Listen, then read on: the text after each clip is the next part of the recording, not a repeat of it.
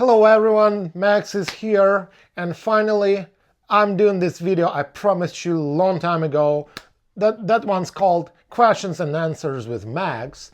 And in this episode we're gonna talk about the main differences between live music shows and performing overall in Europe, in the United States, and particularly in Ukraine.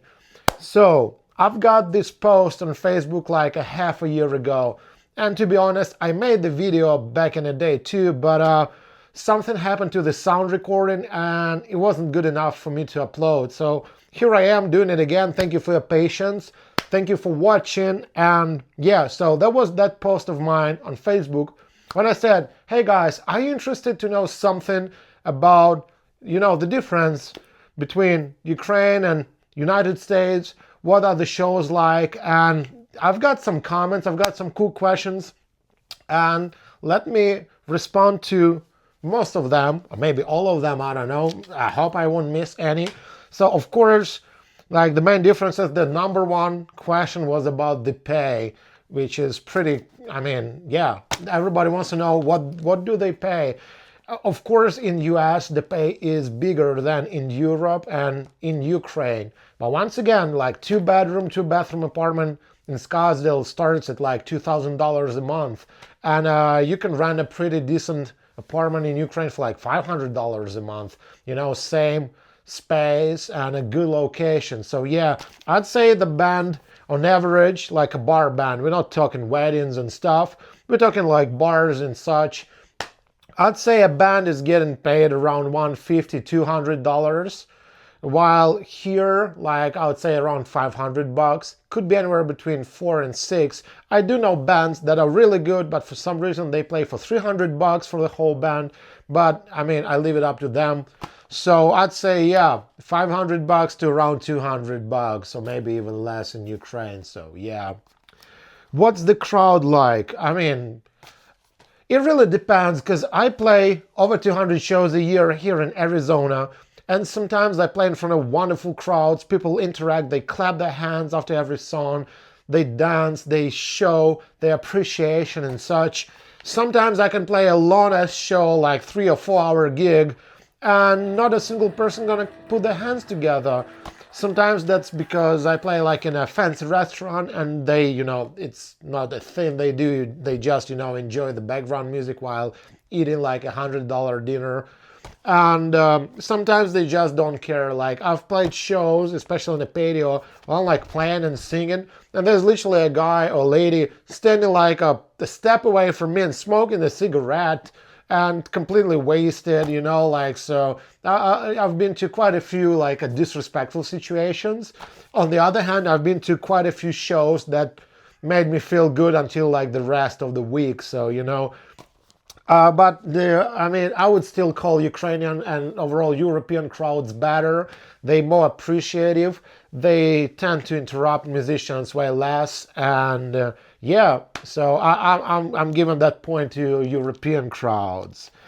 What's the difference in equipment? Okay, that's a cool part, because I do miss playing in Kiev, because most venues, they have their house PA and house drums and amps. Basically all you need as a musician, you just have to bring your guitar and maybe your microphone. They'll give you an amp. Maybe they have some spare cables. I wouldn't gamble on that. And yeah, that's all you need. I had quite a few shows where I would walk to a gig right from my apartment, because we lived in downtown Kiev. So, like 20-minute walk, and I'm at the bar where I have to play a show. And all I need is my guitar. Like in a gig bag, I'd put like an iPad or something, like a mic, couple of cables, and I'm good to go. But again, I think it's strictly Ukrainian thing, because I played a lot in Germany and France and Poland and so on. And typically they would just provide you the stage with an outlets, just like in the US. So all they have is like power outlets. You have to bring your own speakers, monitors, drums, etc. So yeah, I kind of missed that. And some of the bars in Ukraine that would boast with a pretty high-end equipment, especially like jazz clubs, or like some really good restaurants and rock venues, they would have amazing, amps and mics, and they would have their own sound guy, like smoke, machines and the lights and everything, and that'll be such a pleasure to play. So yeah, and here I have to bring all this stuff on my own, which I kind of think is not bad because I like my equipment. I love my amps, because I have quite a few. I love my PA. I like to be in charge of how do I sound. So, everything's pretty relative. What are the most memorable shows in Ukraine, US, and Europe? Okay, well, in Europe, it's no doubts when we played with Yuli, John Roth, the Scorpions guitar player, also famous for playing in Electric Sun, and also the guy who married Jimi Hendrix's ex-girlfriend and also inherited Jimi Hendrix's black Strat. So we played with him. He was such a nice guy. It was a lot of fun playing. And that was such a great show in Katowice in Poland. I mean, in Ukraine, there are so many, like obviously some festivals. Every year was my birthday show, which was typically a sold out wherever we play. Literally, like a little bit more than a month before the invasion, before Russians attacked Kiev and the whole country at all. We played this last birthday show of mine in Pepper's Club in downtown Kiev. We sold like 150 tickets. That was a blast. That was a really good show, really memorable. I love it. In the States, I would probably say the Marquee show at the Marquee Theater. Also, that was quite a good gig. We've been opening for a Zeppelin tribute band, and it was so many people. We sold like 100 tickets. I mean, which is not bad for an opening band, That was a blast. That was a really good show. Some good festivals too. So yeah, they were pretty memorable. What audience is more emotional? I actually would say more emotional audience I've met here in AZ, because I remember I played a couple of shows and people would be shouting, "Hey, tell us more about where you're from, like what's going on in Ukraine." And I mean, I had to talk in between the songs, like typically I just play right away, say, "Hello, my name is Max, blah, blah, blah, let's have some good time." And then I go straight away. And in the end, I would say, well, I'll see you next time. Thank you for having me, And at that particular show in Mesa, I remember they were asking me a lot of questions and like, how did we transport our cats? How was it? And some people are actually reacting. Even I've seen some tears in their eyes. So, I mean, again, it's totally my own opinion. I'd say American audience was more emotional. Why people quit bands?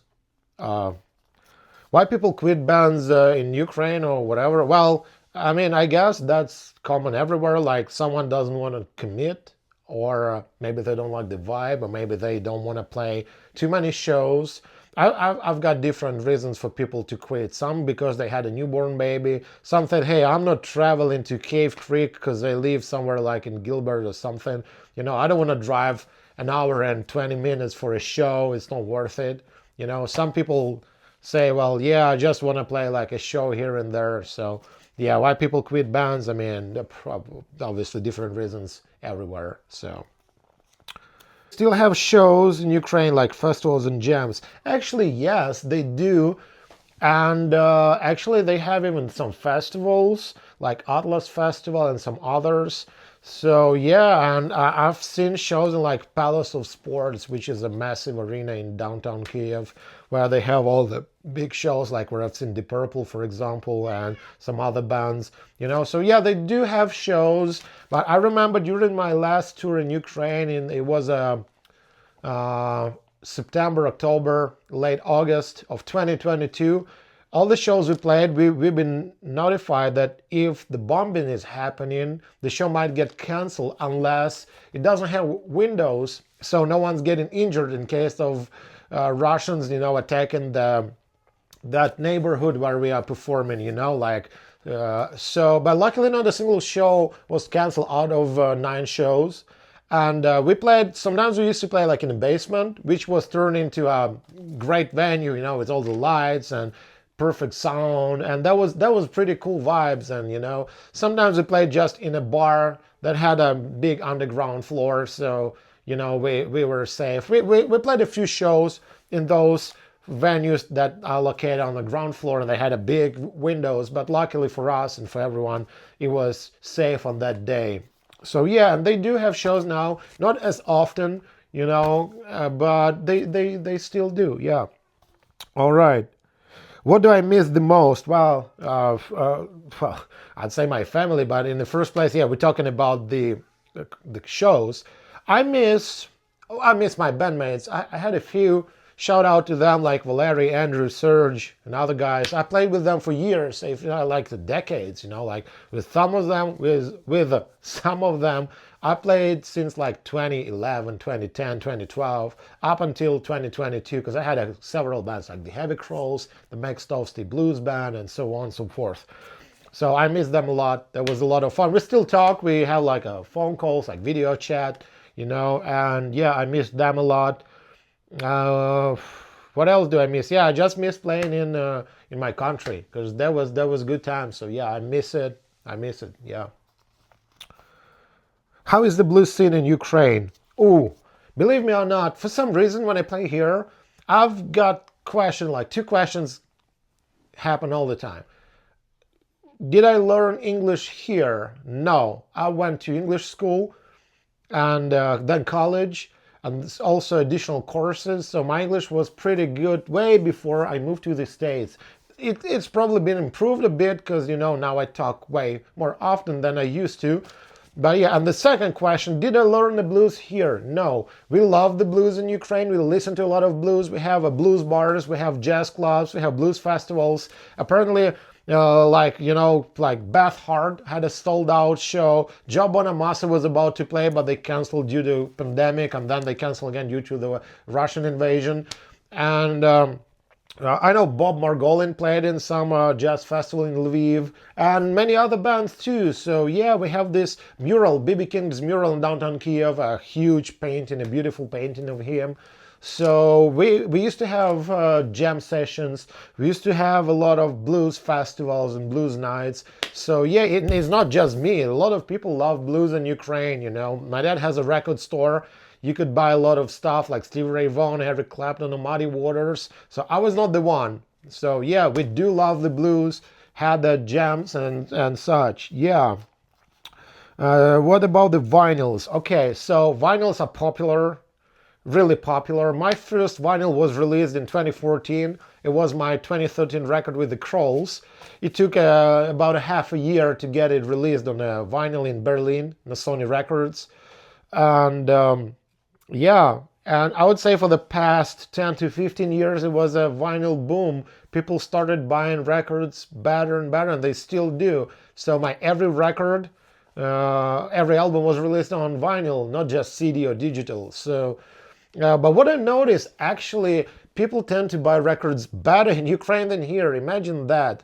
Because I have my records on me during every show, and I'm selling like just a handful every month. In Ukraine, I'd say every show people would buy a couple of records. So, like, to be honest, like I'd say selling 100 records in Ukraine would take me a half a year. In America, I'm not sure if I already sold 100 within the last year. I'd say I've probably sold like a 50 of them. So they do buy better, maybe because I'm not famous. But again, in America, people tip. In Ukraine, yeah, you tip to a waitress or a bartender or something, but not to musicians. It wasn't common for some reason. But over here, it's huge. In America, they tip everywhere, and sometimes I can have a like $300 show, like a solo show, a $500 show for the band, and then I'm getting an additional $100 just in tips. So people would rather tip me like a $10 bill or $20 bill instead of buying a record for $25 or a CD for $10, which, I mean, you can have it. I'll gladly sign it for you. And you're going to have like a signed record, even if you don't have a turntable, you can like display like, like all of that. I don't know. So yeah, they don't buy that often like they used to buy in Ukraine. But again, the tips are way better. So I'm still taking US. US getting my point for this one, okay? What about the busking? Well, I've never busked myself. I'm not a street player. I don't like it. But yeah, people do it, and I know they do it even right now. So yeah, I haven't seen a lot of busking in Arizona, probably because of the weather, and it's pretty hot. Also, no one walks here like Everyone's taking a car. So maybe like in LA or something. I've been to Chicago. I don't see busking on the streets as well. I know it's really big in Europe though. So yeah, I don't see it. So I don't know if it's a good, I'm a competent enough to say about that. Okay, what classic rock bands are really famous in Ukraine, especially compared to America? Well, obviously in America, bands like Eagles or Grateful Dead or Allman Brothers are way bigger than in Ukraine. Yeah, we do love Hotel California. We love like Midnight Rider or like Whipping Post, maybe, I don't know. But in Ukraine, like the biggest bands, if you're talking classic rock, that's like Led Zeppelin, Deep Purple, and like Uriah Heep. It's not famous at all in the States. Jethro Tull, also not too many people dig this. Jethro Tull, I've seen them live like 3 times, I guess. And they used to play pretty often. Same with the Uriah Heep or Deep Purple. They way bigger, like Nazareth. Yeah, probably because of the culture, like maybe because of that. We don't really like dig Eagles like Americans do, We love Pink Floyd or we love Black Sabbath. But yeah, I mean, Scorpions are pretty big in Ukraine too, maybe because they're European. I think some of the bands, their popularity depends on how difficult it was to get to listen to a band in like the 80s where Soviet government wouldn't let you listen to a foreign rock music, And some people were able to sneak it in. Somehow some record made a copy and whatever they got, they would listen to. So, so maybe because of that. But yeah, I hope that. Yeah, all right. What about open mics? Well, open mics, yeah, we do have them, just like blues jams and stuff. They are more popular here in the States. I've noticed way more open mics here and there in Phoenix than I've had in Ukraine.